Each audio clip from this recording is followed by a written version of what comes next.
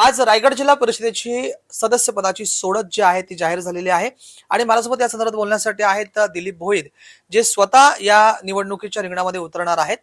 Sir, आपलं स्वागत आहे. थँक्यू. एकंदरीत आपला मार्ग आता मोकळा झालेला आहे आणि आपली जी सीट देखील आहे आता ती काही वेळातच डिक्लेअर देखील होणार आहे. काय सांगाल?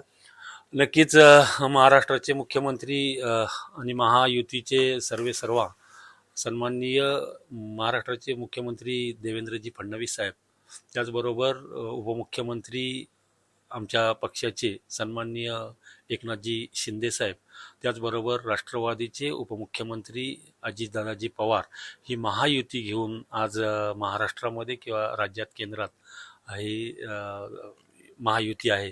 त्याचप्रमाणे आज जिल्हा परिषदेचा आरक्षण सोडत झालेली आहे आणि त्याच्यामध्ये सन्माननीय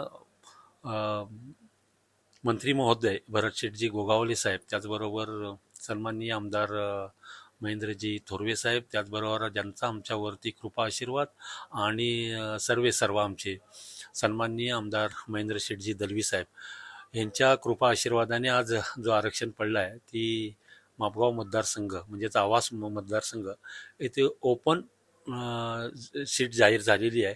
मी 2 वेळा जिल्हा परिषदेचा सदस्यही झालो त्या मतदारसंघातून आणि 2दा सभापतीही म्हणून समाज कल्याण विभागाचा पदभार बघितलेला आहे आणि पुन्हा एकदा आज प्रशासक असताना 3 वर्षानंतर जिल्हा परिषदेची सोडत झालेली आहे. त्याच्यामध्ये पुन्हा एकदा सर्वांचा आशीर्वाद आणि वरच्याचा कौल माझ्या वाट्याला पडलाय तो म्हणजे ओपन, आणि त्यासाठी मी सक्रिय आहे असं माझ्या मापगाव मतदारसंघाच्या वतीने. सर, तुम्ही मधल्या कालावधीमध्ये आमदारकीसाठी इच्छुक होतात, आपण फॉर्म देखील भरला होता, निवडणूक देखील लढवली. आता आमदारकी सोडून पुन्हा जिल्हा परिषदेकडे वळताय. चढता क्रम म्हणावा की उतरता क्रम म्हणावा? नाही, मी सर्वात पहिली गोष्ट म्हणजे मी माझ्या नशिबाला दोष देणारा माणूस आहे आणि माझ्या कर्मावरती चालणारा माणूस आहे. त्याच्यामुळे जे काय कोणी असं म्हणेल की विधानसभेला उभा राहिलो होतो त्यानंतर आता जिल्हा परिषद आहे म्हणजे उतरता क्रम किंवा चढता क्रम असं माझ्यासाठी नाही आहे. मी लोकांचा लोकसेवक आहे, लोकप्रतिनिधी आहे आणि लोकांसाठी काम करणारा माणूस आहे.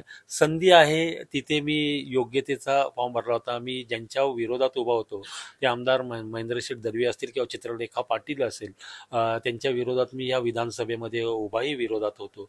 आज आमदार महेंद्रशेठ दलवी यांचं सर्व कार्यप्रणाली काम पाहताना मी त्यांच्याबरोबर आजही आहे आणि लोकांच्या हितासाठीच आहे. त्याच्यामुळे लोकांचं काम करण्यासाठी उतरता किंवा चढता विधानसभेला उभा राहिल्यानंतर पुन्हा मी काय त्या विधानसभेला उभा राहताना आमदार झालो आणि पुन्हा मी जिल्हा परिषदेवर नाही, तिथे मी थोडं बॅकआउट झालो. आता जिल्हा परिषदेची उमेदवारी आहे समोर आणि तिथे ओपन आलेला आहे, त्याच्यामुळे मी पुन्हा एकदा सक्रिय जिल्हा परिषदसाठी आहे.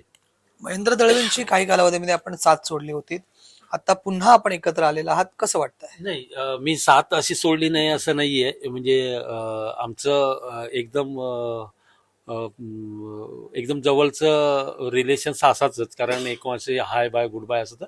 पण त्यांच्या बरोबर मी जिल्हा परिषद किंवा ह्याच्यातून नव्हतो, मी दुसऱ्या पक्षातून उभा होतो आणि त्यांची साथ वगैरे सोडली नाही. योग्यतेचा माणूस आहे, ज्यांनी दुसऱ्यांदा जिल्हा आमदार म्हणून ज्यांनी कामकाज बघताय, लोकांच्या हितासाठी ते योग्य आहे, ते आम्ही चॉईस केलं आणि त्यांच्याबरोबर आहोत. धन्यवाद सर. हे होते दिलीप भोईर, जे स्वतः आमदार महेंद्र दळवी यांना आमदारकीच्या निवडणुकीमध्ये प्रतिस्पर्धी होते. आता ते जिल्हा परिषद सदस्य पदासाठी इच्छुक आहेत. एकंदरीत हेच पाहावं लागेल की आता पुढची रणनीती त्यांची कशी असणार आहे.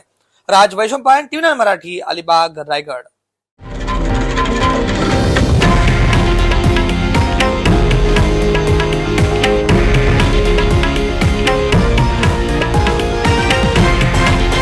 हे आहे देशातील नंबर 1 न्यूज नेटवर्क आणि आपण पाहत आहात TV9 मराठी, एकमेव.